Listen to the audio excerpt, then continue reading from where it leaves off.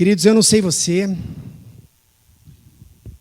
mas eu estou numa expectativa muito grande para essa palavra de hoje de manhã. Eu quase falei, nem vamos fazer louvor, vamos começar falando já. Vamos começar falando, porque realmente eu tenho muita expectativa. Semana passada nós falamos... Uau! O que eu fiz aqui? Semana passada nós falamos sobre...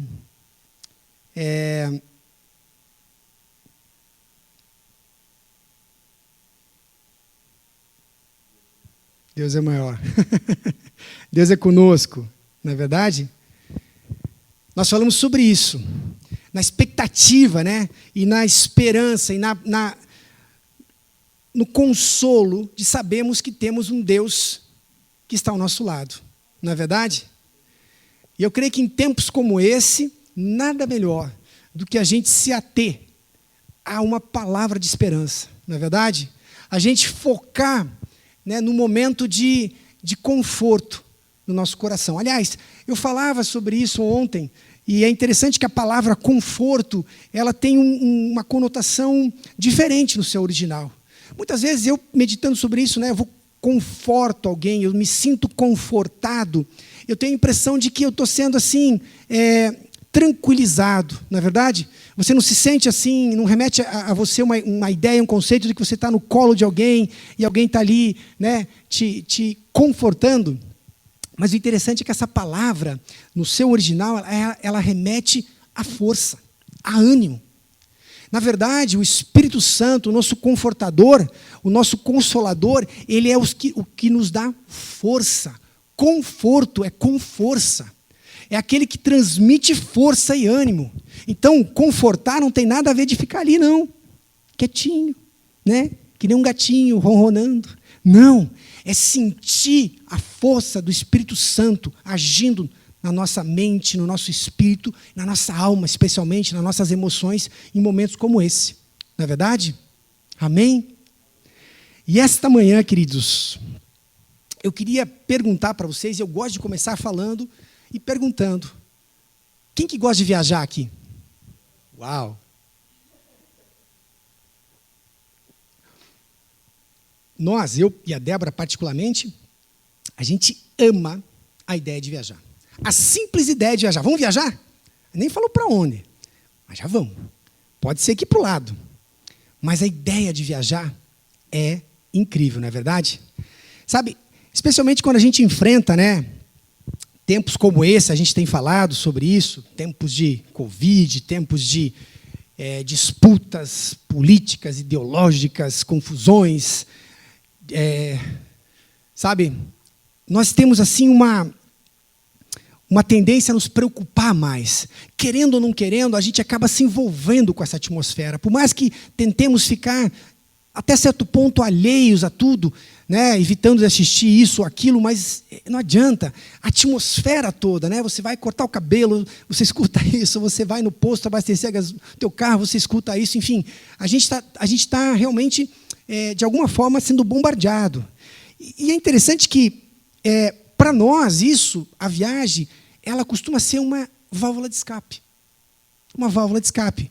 E é interessante que só o processo, somente a ideia de pensar em viajar, né, quando você já começa a fazer um planejamento, começa a imaginar aquela expectativa, né, a partir da ideia, o destino para onde você vai, o que vamos fazer. Aliás, ontem à noite estávamos falando sobre isso, né? Assim que passar toda essa confusão, vamos viajar? Aí um já queria ir para não sei aonde, outro falou, vamos para não sei aonde. E, enfim, ninguém chegou a um consenso, mas já valeu a conversa. E essa é interessante porque só essa conversa parece que já é consoladora de alguma forma. Já te dá um ânimo, já te dá uma esperança diferente, não é verdade? Só de falar que nós temos uma viagem à frente. Eu quero dizer que, muito antes de irmos para lá, né, de efetivamente estarmos onde nós pretendemos ir, o nosso coração, puf, instantaneamente já está lá, não é verdade? E o que acontece? Eu e a Débora, a gente tem essa questão de falar sobre viagem.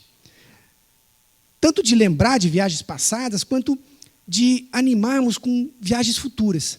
Então, é muito comum a gente ficar falando durante o café da manhã, momentos que a gente está na cama à noite, a gente fica conversando sobre planos de viagem. E interessante que isso, de alguma forma, funciona até como um código para nós. Tem momentos, mais ou menos assim. Sabe aquele momento que você está meio desanimadão? Isso não deve acontecer com vocês. Mas, enfim, comigo acontece, eventualmente. Sabe, a gente fica um pouco assim, desanimado, cansado e pensativo. E quando a Débora sente que eu estou assim, ela já me manda um recadinho. Ela fala assim, lembra da nossa viagem. E sabe de uma coisa? Funciona. Sabe, é um código. Quando eu imagino uma cena como essa, né, eu ali, sabe, com a minha mala pronta, indo para Deus sabe aonde, mas essa viagem, às vezes uma simples ida para Curitiba, não é verdade, amor? A gente já faz disso um programa muito legal. Então essa expectativa toda é muito gostosa.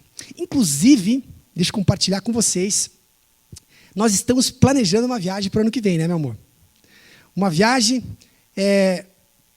que, na verdade, além de tudo que eu já disse, né, essa maneira que nós temos de fazer uma válvula de escape através da viagem, de você renovar as tuas energias, de você animar, né, com uma viagem, essa em particular, ela tem um propósito ainda maior.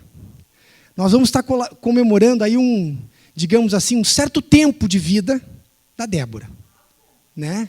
Um certo tempo de vida da Débora. Há 10 anos atrás, na verdade, a gente já fez uma viagem como essa. Desculpe, 9. Amanhã, 9 anos. E isso se tornou uma espécie de tradição no nosso casamento, né? E então, no ano que vem, a gente vai para a Itália. Você poderia dar um amém para nós, assim, nesse sentido, assim, para dar um amém bem forte?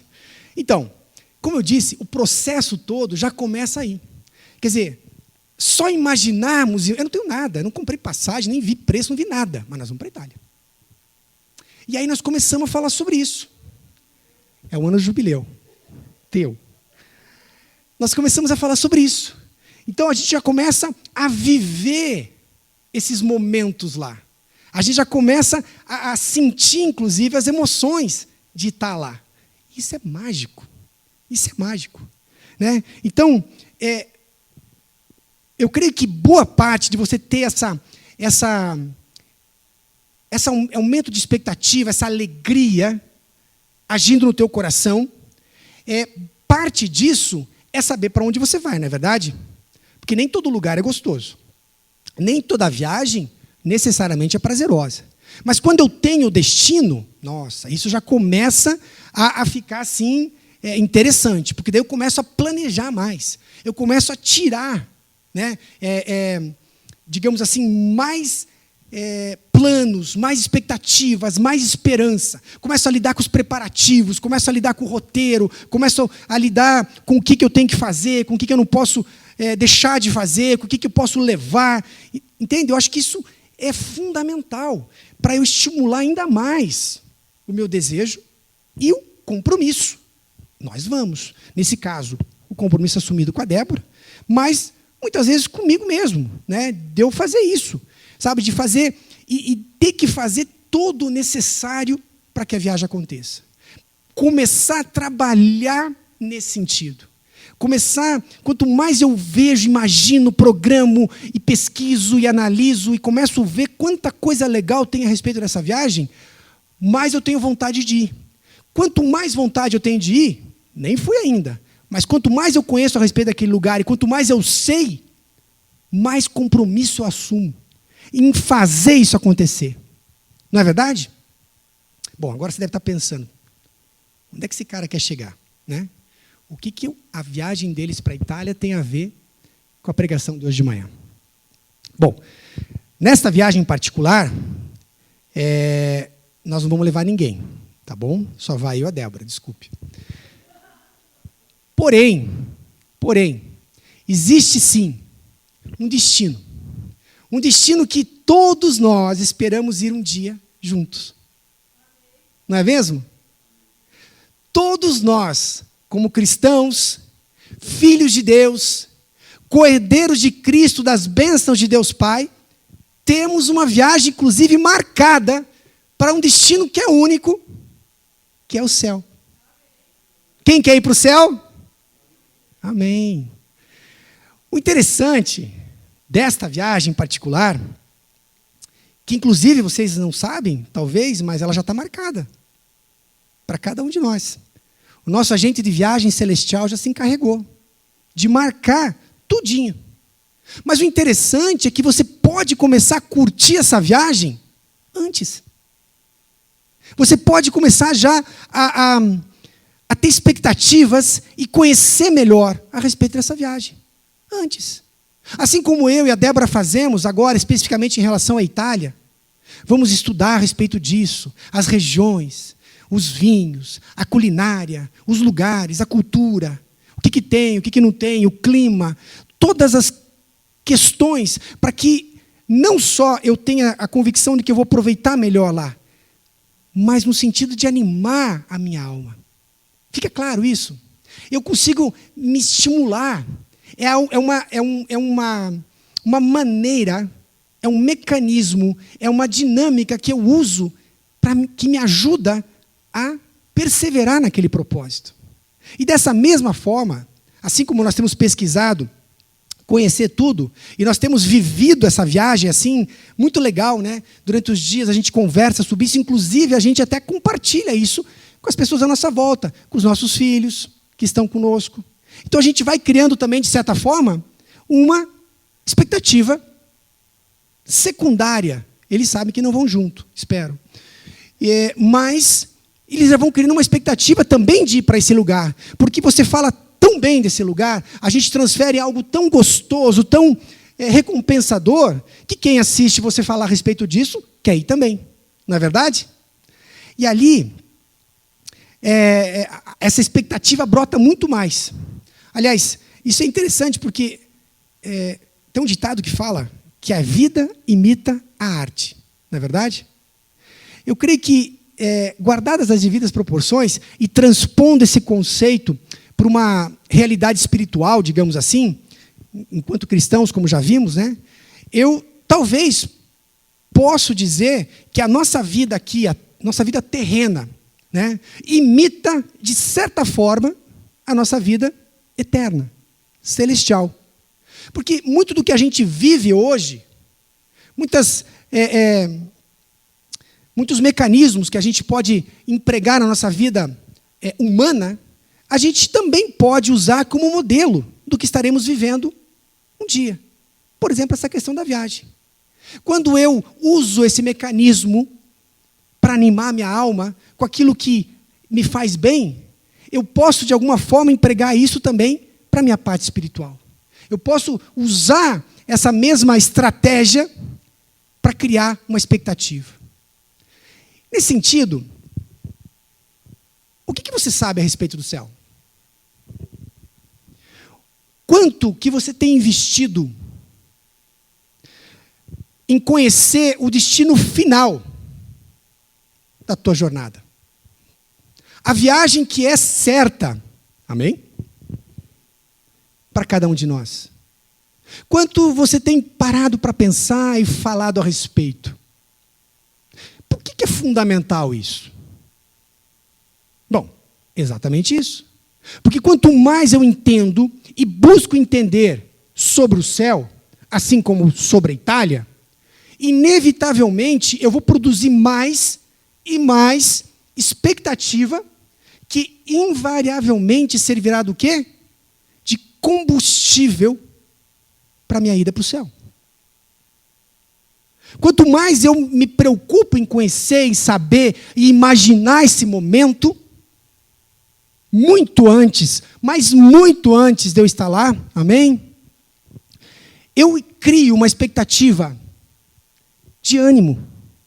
Porque eu sei que existe algo muito bom me esperando o ano que vem, mas tem algo ainda melhor, mais tremendo me esperando, sei lá, daqui uns 50 anos. Não é verdade? Como que eu vou ficar sabendo? Veja, acontece que hoje em dia, na internet, claro, tem muita coisa sobre a Itália. Eu posso pesquisar à vontade, eu posso assistir vídeos, eu posso ver fotos, e eu consigo ter um panorama muito claro, muito verossímil com a realidade que eu eventualmente vou conhecer. Já quanto ao céu, não é tão simples assim. Conhecer a respeito do céu, assim como eu tenho a condição de conhecer a respeito da Itália, não é a mesma coisa, não é verdade? Não tem o mesmo grau de informação. Na verdade, pouquíssima coisa nós temos a respeito. Isso é fato. É claro que se você pesquisar também na internet, você vai ver aí pessoas que alegam, né, terem ido para o céu e voltado. E elas contam a sua experiência, a sua jornada, e isso inclusive vira livros, vira filmes, não é verdade? E não que eu não duvide de tudo isso, né, totalmente. Porém, com vista de não promovermos, assim, digamos, uma propaganda enganosa nesse sentido, eu, francamente, sugeriria apenas a Bíblia como nossa fonte real de referência. Tipo um TripAdvisor a respeito do céu. Sabe como? Quem conhece o TripAdvisor? Existem sites de viagem onde você vai lá ler os reviews, os relatos das pessoas que já foram para aquele lugar, que já estiveram naquele ponto, para escutar o que elas têm para dizer. E não é bom você saber antes, foi bom, não foi bom, a experiência valeu a pena. Nossa, eu tenho que ir também. A Bíblia é o nosso TripAdvisor a respeito do céu. Ali nós conseguimos pescar alguns reviews a respeito do céu. Por exemplo, nós temos lá Ezequiel, nós temos Daniel, nós temos o apóstolo Paulo e temos também o apóstolo João, que falam a respeito de sua experiência, nos dando, portanto, ali uma pincelada do que seria o céu. Por exemplo, lá em 2 Coríntios, na chamada segunda carta aos Coríntios, no capítulo 12, Paulo descreve a sua experiência no tema. Ele fala assim: conheço um homem, e nós entendemos pelo texto de que ele fala de si mesmo, porque o texto remete a ele mesmo, a respeito da sua autoridade apostólica, de quem ele era. Inclusive, essa carta diz respeito a isso, a defesa da sua autoridade apostólica. Mas Paulo está falando dele, que fique claro isso. Ali diz assim: conheço um homem em união com Cristo, que há 14 anos, quer no corpo, quer fora do corpo, eu não sei, ou seja, foi uma experiência que ele não consegue discernir, ele não pôde discernir se ele esteve em carne e osso, se ele foi no espírito. O que importa é que Deus sabe, mas o ponto é que ele foi arrebatado ao terceiro céu. Opa, temos uma referência a respeito do nosso destino aqui. Mas antes de mais nada, a gente precisa entender o que Paulo quer dizer com terceiro céu. Na verdade, há sim algumas controvérsias teológicas a respeito disso, mas o que parece ser mais plausível tem a ver com o chamado gap cultural. Na cultura antiga, especificamente o judaísmo, haviam 3 céus. Esse era o entendimento. O primeiro céu, o céu que está sobre as nossas cabeças, onde ficam as nuvens. O segundo céu diz respeito aos astros, ao sol, à lua. E o terceiro céu é onde está o trono de Deus. Então, quando Paulo fala que ele foi arrebatado ao terceiro céu, é isso que ele está dizendo para o seu público. Ele está contando que ele esteve junto de Deus. Paulo esteve lá, conta que foi e mais nada. É isso. Ele fala que foi arrebatado e ele ouviu palavras que não podem ser ditas e que não se permite ao homem falar. Alguns diriam sacanagem, né? Então, para que falar? Para que dizer que tem um segredo se você não pode contar o segredo? Não cria aquela expectativa Se você foi para lá, para que você tem que dizer que foi se você não pode contar nada para mim?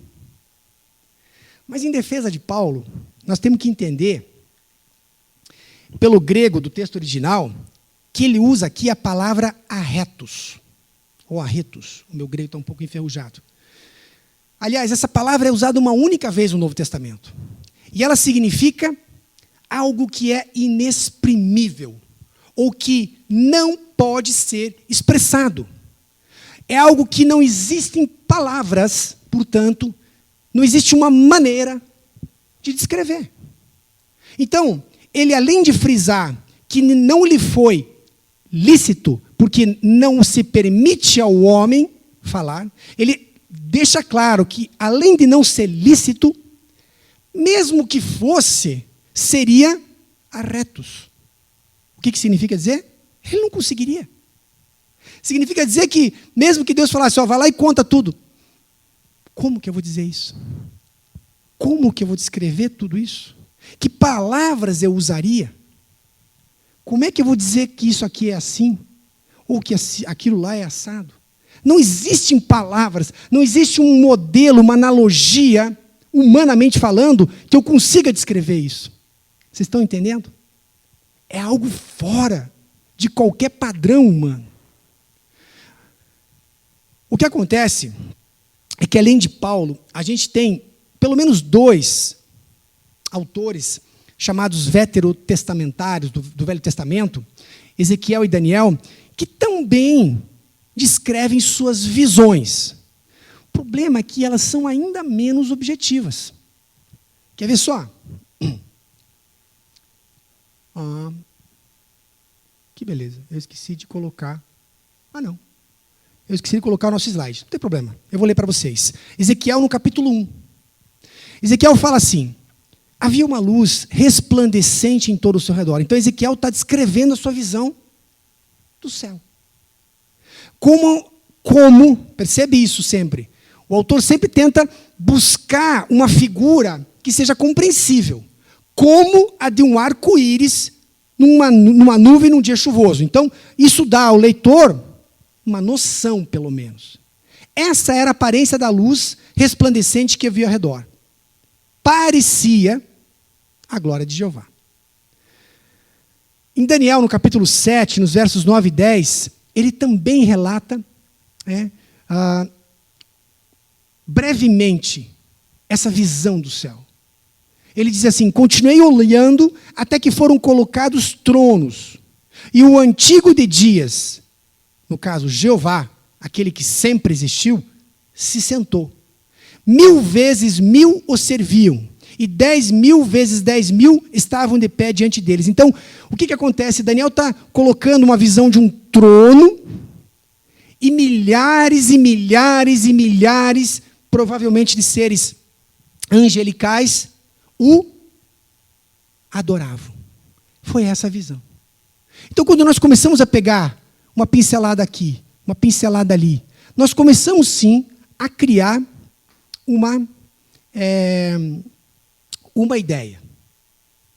Há muitos anos atrás,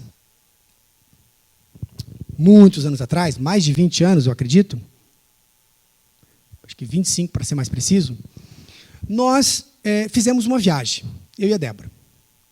Nós fomos para um lugar chamado Isla Margarita. Vocês conhecem, já ouviram falar? Bom, na época não tinha internet. Ela pertence, à Venezuela, e na época nós compramos um pacote ali, só que era um local, um hotel tão novo, que não tinha sequer um folder a respeito do hotel. Não tinha nada. Imagine você comprar um pacote de uma viagem que você não sabe para onde você vai. Que você não faz ideia do que você vai chegar lá e vai ver. A única coisa que você tem é a garantia do teu agente de viagem, a garantia sua eu, que era bom. Porque ela ouviu falar que era bom. O que eu quero dizer com isso? É muito angustiante você ter que fazer todo um processo, se empenhar todo para algo que você não faz nem ideia. Não é verdade? Então, por por menor que sejam os detalhes que a gente possa ter em relação ao nosso destino, é possível sim criar uma expectativa maior do que simplesmente dizer assim: vamos ver o que vai ser. Na verdade, nós temos um outro viajante, muitos anos mais tarde, que foi capaz de nos dar algumas dicas assim, digamos, mais atualizadas, felizmente. Esse cara é o apóstolo João. Ele, aliás, escreveu um review enorme no seu blog, e hoje a gente chama de livro do Apocalipse. No Apocalipse, no livro do Apocalipse, existe sim a maior referência, a maior descrição, talvez o maior número de informações a respeito do nosso destino. A João foi dado conhecer essas coisas. A João foi dado a capacidade, não a Paulo, como ele mesmo diz, não lhe foi lícito, mas a João foi, inclusive, incumbido de escrever todas essas coisas, de registrar o que ele via. A ele foi confiado e capacitado, divinamente inspirado, a nos contar. É claro que ele usa todo um padrão de beleza, de grandeza, de riqueza, que, digamos, poderia ser familiar para os leitores, para nós, humanamente falando. Então, ele descreve pedras preciosas, chama, cada uma pelo nome. Ele descreve ruas de ouro. Ele consegue criar um texto, trazendo para uma realidade que nós poderíamos entender. Por exemplo, lá no capítulo 21 de Apocalipse, nós vamos ler que os fundamentos da muralha da cidade estão adornados de toda espécie de pedras preciosas. O primeiro fundamento é de jaspe, o segundo de safira, o terceiro de calcedônia, o quarto de esmeralda, o quinto de sardônio, o sexto de sárdio, o sétimo de crisólito, o oitavo de berílio, o nono de topázio, o décimo de crisópraso. Eu não faço nem ideia do que é isso. As 12 portas são 12 pérolas, e cada uma dessas portas de uma só pérola. A praça da cidade é de ouro puro. A questão é, eu quero crer que não é efetivamente nem ouro e nem pedras preciosas. Ele descreve o que ele mais pôde aproximar dessa impressão. E quando a gente vai fazer isso para alguém, a gente tenta dar uma impressão para ela de algo conhecido. Parece que era tão brilhante que parecia uma safira. E aquilo começa a entrar no teu entendimento. E sem querer, ainda mais se você for como eu, que tem uma mente assim que quando leio um texto, invariavelmente viajo no texto, eu começo a desenhar tudo isso na minha mente, eu começo a imaginar esse ambiente, eu, aliás, consigo me colocar nesse ambiente. Qualquer livro que eu leia, eu faço isso, naturalmente. E aí, quando você começa a ler esse capítulo 21, você começa a passear por essas ruas. Além disso, ele descreve como vão ser as coisas em relação a nós. Como que vai ser lá. O review dele consta que lá ele lhes enxugará os olhos de toda lágrima. A morte já não existirá. Já não haverá luto, nem pranto, nem dor. Até as condições climáticas Paulo consegue descrever para nós. Ele percebe que lá não precisa de sol, nem da lua. Porque a glória de Deus era que iluminava todas as coisas. Um detalhe que ele chama a atenção é que não vai haver igrejas. Nela não vi santuário algum, porque o seu santuário é o Senhor, o Deus Todo-Poderoso, é o Cordeiro. Amém? É a Ele é a Ele, somente a Ele, que nós teremos para nos endereçar, para declarar a quem pertencemos. Não a nenhuma bandeira de igreja, ou a qualquer filosofia ou doutrina humana, mas somente a Ele, o único santuário. E agora, posto tudo isso, até aqui, como é que você consegue enxergar o céu? O que você acha de tudo isso? Qual que é a tua ideia quando você pensa? Quem leu a Turma do Cebolinha, talvez imagine, né, o anjinho, os portões, São Pedro ali, com um livro, esperando. O fato é que, ultimamente, quando me sinto agitado, ansioso, ou mesmo desanimado, de novo, eu sei que isso não acontece com nenhum de vocês, mas eu particularmente busco agora pensar em mim e na Debo passeando pelas ruas de Florença, por exemplo. Ou talvez passeando de barco. Dá-me um corneto, muito crocante. Quem que é dessa época? Da Gelato.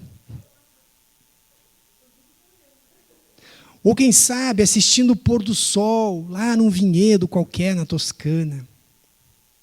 Sabe, coisas que simplesmente me trazem paz. Ânimo para o meu coração.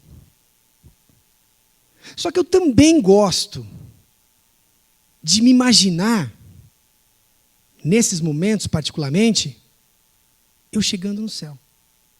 Como é que vai ser? Sabe, eu gosto de imaginar que eu vou estar sendo recebido por ninguém menos que Jesus Cristo. Amém? Não converso com o intermediário. Eu imagino Jesus ali, me esperando. Daí, queridão, chega. Eu imagino também, gosto muito de imaginar eu sentadão assim,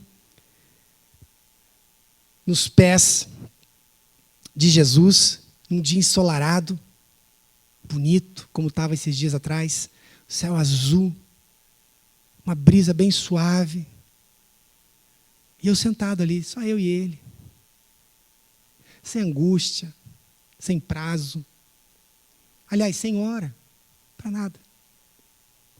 Sabe aquela sensação de que todas as coisas, de repente, não importam mais. Por mais que elas ainda importem. Mas quando você começa a trabalhar com esses mecanismos no teu coração, é muito interessante. Sabe, eu gosto de imaginar eu caminhando com Jesus, lado a lado.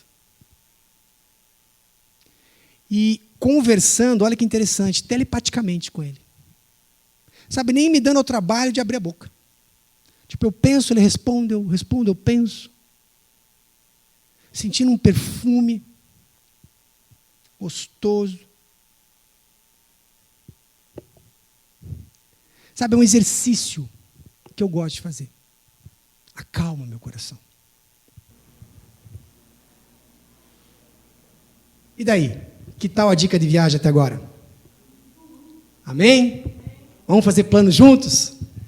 Vamos sonhar com essa viagem juntos? Vamos para o céu.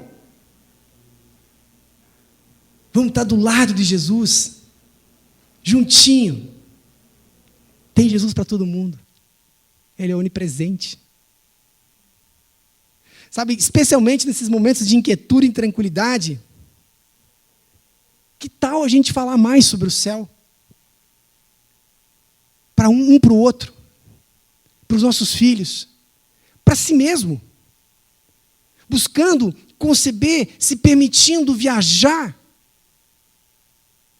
antes mesmo de irmos. Se permitindo imaginar esse contexto maravilhoso, deixa o Espírito fluir. Talvez a tua noção seja diferente da minha. Talvez você prefira estar numa praia em vez de um campo. ponto é que você começa a alimentar a tua alma com uma expectativa muito grande. Assim como alimentamos, de uma maneira prática, natural, a nossa viagem para a Itália, serve de combustível para nós, serve de ânimo. Quanto mais a nossa ida para o céu. Amém? Porém, só tem um detalhezinho aqui, desculpa, esqueci de falar. Porque também de maneira análoga, novamente, em relação à nossa viagem para a Itália, não depende simplesmente de querermos ir, não é verdade? Mas depende também de ter certas condições para ir. Mesma coisa para a Itália, não basta eu querer ir. Existem condições, existem questões que precisam acontecerem e serem lidadas com isso para que a minha viagem efetivamente aconteça. Senão ela vai ficar no campo da imaginação. A mesma coisa acontece com a nossa viagem para o céu. E mesmo no caso da Itália, mesmo que você delegue tudo, por exemplo, para um agente de viagem. Não vou fazer nada. Mesmo assim, em algum momento terá coisas que somente você pode fazer. Por exemplo, tirar um passaporte. Por mais que esse agente possa fazer todo o processo, existe um momento que é você que tem que se apresentar lá, é você que tem que passar de uma forma prática por alguns crivos, toda uma legislação. O homem ter, por exemplo, o serviço militar cumprido, ter votado na última eleição, enfim, uma série de quesitos que você precisa cumprir. Caso contrário, você pode ter tudo pronto, teu agente deixar tudo prontinho para você, mas você não embarca. Porque esse passaporte, naturalmente falando, o que ele significa?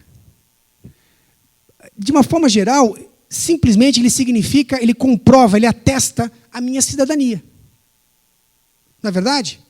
E naturalmente o meu direito adquirido de entrar naquele país, naquele lugar. Quando eu sou cidadão brasileiro, eu tenho um direito adquirido de entrar na Itália. Alguém já fez isso por mim? Alguém já garantiu esse direito para mim? Basta eu ter o passaporte. Sem ele em mãos, eu posso até sonhar, eu posso falar, eu posso querer ir, mas no momento específico, na hora H, eu vou ser o quê? Rejeitado. Eu vou ser impedido de entrar na Itália. Não vai deixar. Posso contar o que eu quiser. Se eu não tiver com o passaporte na mão, atestando a minha cidadania, eu não entro. Que passaporte é esse, no sentido espiritual? Todos nós, queridos, como cristãos, temos uma filiação. E, portanto, temos uma cidadania. E temos, sim, uma cidadania celestial. Nós temos um direito adquirido de entrar no céu. Amém? Nós temos um direito adquirido. Alguém já fez isso por nós. Alguém já lidou com essa questão diplomática com o nosso inimigo e nos permitiu voltar para casa. Nós somos cidadãos do céu. E nós estamos esperando ansiosamente o nosso Salvador, o Senhor Jesus Cristo, que virá de lá. Amém? E nós somos cidadãos do céu na medida, então, que tomamos Jesus Cristo como nosso Salvador. Perceba que, para eu me tornar detentor desse passaporte espiritual, eu preciso cumprir, da mesma forma que na questão natural, determinados crivos. Eu preciso cumprir determinada legislação para me tornar um cidadão celestial. Eu preciso entender que Jesus Cristo, em primeiro lugar, é o meu Salvador. Amém? E que nós seremos, sim, recebidos por Ele. Que Ele anseia por nossa chegada nesse lugar. Como quem retorna a casa. Como quem volta para sua casa e tem o seu pai com os braços abertos, esperando o seu filho. Só que mais importante ainda, nesse planejamento todo, além do passaporte, é entendermos que no caso da nossa viagem para o céu, apesar de a gente já ter o destino, nós não temos a data. Ninguém tem a data, não é verdade? É um bilhete em aberto. E, normalmente, o embarque, via de regra, é imediato. Tipo assim, última chamada. É aquela viagem que você larga tudo que você está fazendo, porque você tem que ir. Um dia, há uns anos atrás, eu creio, uns 3 ou 4 anos atrás, eu recebi uma proposta de uma viagem assim, no meio da tarde. Uma ligação, uma viagem a negócios. De última hora. De última hora. Como que uma vaga que apareceu. E a primeira pergunta que o sujeito me fez foi exatamente esta. Teu passaporte está ok? Felizmente estava. E eu pude desfrutar de uma viagem sensacional na faixa para os Estados Unidos, onde eu, numa oportunidade única, pude aprender, fazendo parte desse grupo de médicos brasileiros, aprender técnicas operatórias que ainda eram inéditas aqui no Brasil, de um material que iria ser lançado dali 2 anos aqui no Brasil. Uma oportunidade incrível. E essa ligação aconteceu no meio da tarde. E eu não teria ido se por alguma razão meu passaporte tivesse com algum problema. Mas ele estava na minha mão, prontinho para o embarque. Então, queridos, mais do que fazer planos, eu tenho que perguntar: como é que está teu passaporte? Está ok? Se aparecer tua vaga hoje, você embarca? Ufa!